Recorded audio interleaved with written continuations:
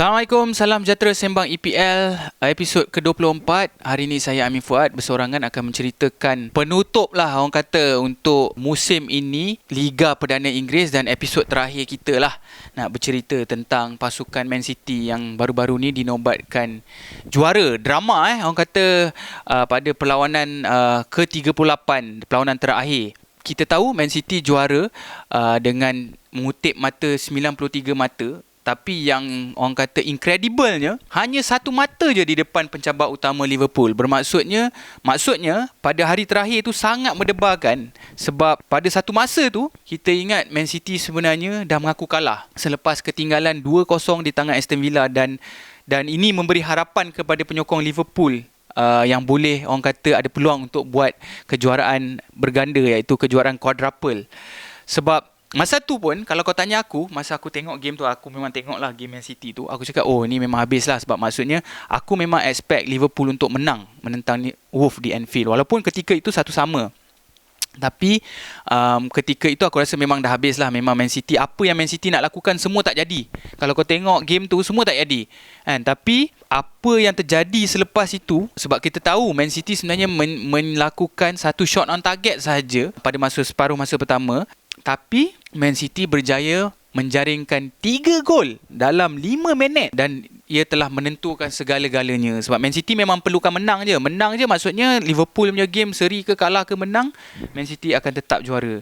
Dan pada perlawanan tu, hero pada malam tu adalah Ilkay Gundogan yang dimasukkan untuk menggantikan Bernardo Silva.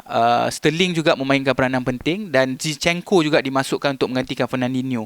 So 3 pemain ni telah mengubah perlawanan pada malam itulah. Kalau kau tahu, perlawanan ni banyak tukar direction. Maksudnya sekejap Liverpool ada peluang kan? Tapi kita tahu sebenarnya sebelum perlawanan kita sepatutnya expect Man City menang lawan pasukan Aston Villa ni. Cumanya kita tak expect drama dia menang macam tu. Maksudnya dramanya jadi macam tu.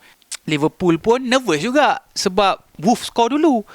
Lepas tu dia equalize 1-1. Lepas tu 1-1 tu lama. Sebelum sebenarnya Wolves tewas 3-1 kepada pasukan Liverpool. Football at its best. Macam tu lah. Pure entertainment lah kalau kau tanya aku pada malam tu. Kalau kau Manchester City dengan Liverpool punya supporter malam tu, kau akan sangat nervous. Kalau kau neutral, kau seronok lah kan. Tapi sebagai penyokong Manchester United, sebenarnya banyak yang mengharapkan Liverpool tak menang. Sebab kalau Liverpool menang, Liverpool akan menang kejuaraan ke-20. So untuk penyokong Manchester United juga sangat nervous kan. Aku rasa musim ni antara musim yang untuk Liverpool dengan Man City sangat gempak lah. Bagi aku, dua pasukan yang terbaik bukan setakat di England, mungkin di Eropah, mungkin di dunia. Boleh kata macam tu. So drama lah. Aku rasa tak ada siapa yang boleh tulis skrip macam ni. Dan kini City menjuarai Liga 4 kali dalam 5 musim. Itu memang gempak lah bagi aku. Liverpool memang push City all the way lah. Sebab Klopp kata tiada kejuaraan dalam Liga yang sebenarnya walaupun dah kutip mata yang banyak, akan beri motivasi kepada mereka untuk menang Liga juara-juara Eropah. Maksudnya kutip 92 mata pun tak juara EPL.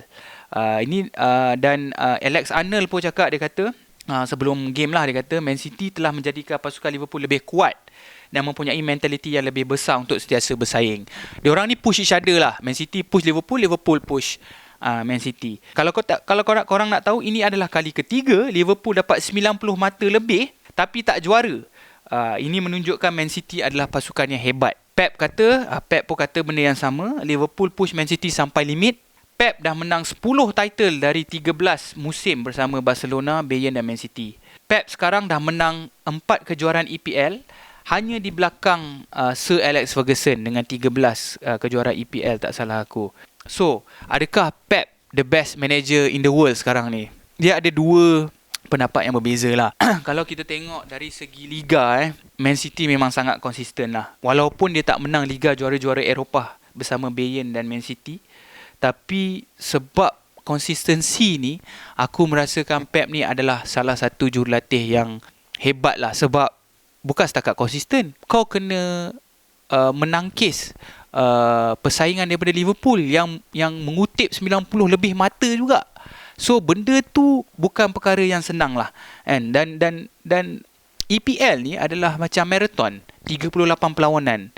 Kau bukan sahaja akan menentang pasukan-pasukan besar, Tapi kau akan menentang pasukan-pasukan yang kecil ni yang akan juga memberikan saingan. So memang susah lah kau nak curi mata dengan pasukan Pep ni. Of course dia sentiasa kata dia dibantu oleh pemain yang hebat dan sokongan dari board yang berbelanja besar. Tapi kita kena ingat, walaupun berbelanja besar, tak ada garanti sukses. Kita tengok sendiri pasukan Manchester United yang berbelanja besar tapi tak garanti sukses. Tapi benda ni advantage. Sebab tu aku juga puji Klopp. Gary Neville ada cakap Klopp sebenarnya melakukan kerja yang lebih baik ataupun kerja yang lebih susah berbanding dengan Pep, sebab Pep ada kuasa untuk membeli, berbanding dengan Klopp yang sebenarnya dia berbelanja lebih cermat. Maksudnya rekrutmen daripada Klopp tu adalah rekrutmen yang lebih sangat baik. So sebab dia kena Liverpool tak banyak duit macam Man City, tapi orang kata dia mempunyai mata lah, ataupun scouting team yang mempunyai mata untuk menandatangani pemain-pemain yang tepat lah untuk Klopp. Dan Klopp pandai, bijak untuk menggunakan pemain-pemain yang bukan berprofil tinggi ni berbanding Pep. So kalau nak kata Pep the best in the world, ada juga argument yang cakap mungkin Klopp, sebab Klopp mempunyai resources yang kurang berbanding Pep kan. So dua-dua ni antara jurulatih yang terbaik lah dalam dunia sekarang ni. Bila kita cakap pasal konsistensi Pep ni, kita tahu walaupun Liverpool akan beri cabaran musim demi musim, Pep tetap akan cari jalan untuk menang Liga. Dan bukan setakat menang Liga, menang perlawanan dengan bergaya. Kalau kau tengok perlawanan Man City ni, kita tahu pemain-pemain Man City ataupun pasukan Man City ni akan skor banyak gol. Macam tu lah. Sama juga Liverpool, tapi Pep ni punya tim ni memang menang 3-0, 4-0. Ini yang konsistensi aku cakap. Memang susah gila kau nak dapatkan orang kata kemenangan menentang pasukan Man City ni. Kevin De Bruyne dinobatkan sebagai pemain terbaik Liga dengan 15 gol dan 7 assist. KDB adalah pemain yang orang kata komplit sebagai pemain tengah, boleh passing, boleh menjaringkan gol. Memang bagi aku, kau nampak je dia ni slow, tapi sebenarnya dia ni mempunyai kebijaksanaan, mempunyai orang kata awareness. Kalau kau tengok gol ketiga Man City menentang Aston Villa tu, itu sebab kebijaksanaan ataupun gerakan daripada Kevin De Bruyne. Bagi aku Kevin De Bruyne ni complete lah sebagai pemain tengah dan is a special player, boleh shoot, boleh assist. So bagi aku memang pemain terbaik. Tapi kalau aku yang kena pilih siapa pemain terbaik di EPL, aku tak akan pilih Kevin De Bruyne musim ini. Sebaliknya aku akan memilih Son Heung-min. Okey, kalau kita tengok statistik, Son menjaringkan 23 gol dan 9 assist. Lagi seorang yang boleh menang pemain terbaik adalah Mo Salah, 23 gol dan 14 assist. Kalau ikut statistik ni, sepatutnya kena bagi kat Salah. Tapi kenapa aku cakap Son? Okey, berbanding Mo Salah dengan KDB ataupun De Bruyne, pasukan Spurs tak sehebat pasukan Man City dan Liverpool. So, orang kata support yang diterima oleh KDB dengan Mo Salah adalah lebih baik berbanding Son. Bukanlah nak kata Spurs ni cak ayam ke apa, tapi lebih banyak pemain yang hebat di Liverpool dan juga di Man City. So, Son ni sebenarnya banyak gol dia juga, banyak gol solo. Dan juga kau kena ingat, gol yang dijaringkan Son langsung tak ada penalti, manakala Salah menjaringkan 5 gol penalti. Dan ini bagi aku memberikan kelebihan untuk Son lah. Dan satu lagi argument yang aku selalu cakap lah kat luar sana, kenapa Son tak pernah dikaitkan dengan kelab-kelab besar? Kenapa? Itu aku agak pelik. Sebab mungkin orang cakap selalu bila cakap pasal Spurs, mesti orang akan kaitkan dengan Harry Kane. Orang tak cakap pasal Son. Son ni kira macam watak sampingan lah. Kalau Batman and Robin tu, Batman tu Kane lah, Son tu kira Robin lah. Macam tu lah. Sebab kena ingat, Son ni pun bukan nama besar, dan orang kata bukan nama yang profilnya tinggi lah. Son ni bukan, bagi akulah, dia konsisten. Dah berapa season dah dia konsisten. Dia bukan sahaja pemain terbaik di Asia, tapi bagi aku dia antara pemain terbaik, boleh kata top 5, top 10 terbaik di dunia. Sebab tu aku pelik kenapa tak ada kelab besar yang nakkan Son ni. Spurs tak akan dapat top 4 kalau bukan sebab Son musim ni. Kalau kita tengok attribute dia, banyak gol-gol dia yang dijaringkan rembatan-rembatan yang orang kata superb lah, ataupun terkejut lah. Kau terkejut lah tengok gol-gol yang dijaringkan oleh Son ni. Son ni bagi aku special lah, dan sepatutnya kelab besar macam Real Madrid dan Barca ni ataupun Bayern Munich patutnya lebih berminat untuk menandatangani pemain daripada South Korea ni. Tapi aku pelik, baru-baru ni aku dengar dia tidak dicalonkan dalam satu kategori award EPL. Dia tak ada. Kau bayangkan, dia adalah top scorer, antara pemain terbaik yang musim ni, tapi dia tak dicalonkan dalam satu award. Aku tak ingat apa nama award tu. Mungkin Football Writers of the Season ke apa, ataupun apa football apa penulis kan, daripada penulis. So aku rasa bukanlah nak kata racist ke apa, tapi pemain Asia ni selalu kita dipandang rendah lah. Kalau kau tanya aku, kita dah buat macam-macam. Aku rasa Son ni dah gempak gila dah musim ni, tapi aku selalu nampak dia underrated dan dipandang rendah. Itu tentang pemain terbaik musim ni. Okay, aku nak bercerita tentang signing of the season. Untuk aku pilih Conor Gallagher, pemain yang berbakat dipinjamkan oleh Chelsea ke Crystal Palace. Conor Gallagher ni dia main sebagai pemain tengah. Dia boleh main bawah sikit, dia boleh main atas. Dia mengingatkan aku sebagai seorang pemain macam Frank Lampard. Kenapa aku cakap macam tu? Sebab gol-gol yang dijaringkan oleh Conor Gallagher musim ni banyak dia sampai lambat ke kotak penalti. Jenis-jenis gol-gol macam Lampard. Tak sehebat Lampard. Mungkin boleh jadi, kita tak tahu. Tapi ada potensi tu Conor Gallagher tu bagi aku. Dan dia adalah penyerang ataupun penjaring gol kedua terbanyak untuk Crystal Palace. Dan tak salah aku, dia dinobatkan sebagai pemain terbaik Crystal Palace ke musim ni. Mungkin aku ada tersalah lah kan. Tapi itu bagi aku signing of the season, walaupun secara pinjaman saja. Dan musim ini beliau juga dapat panggilan daripada pasukan kebangsaan England. So musim depan mungkin Chelsea akan beri dia peluang lah.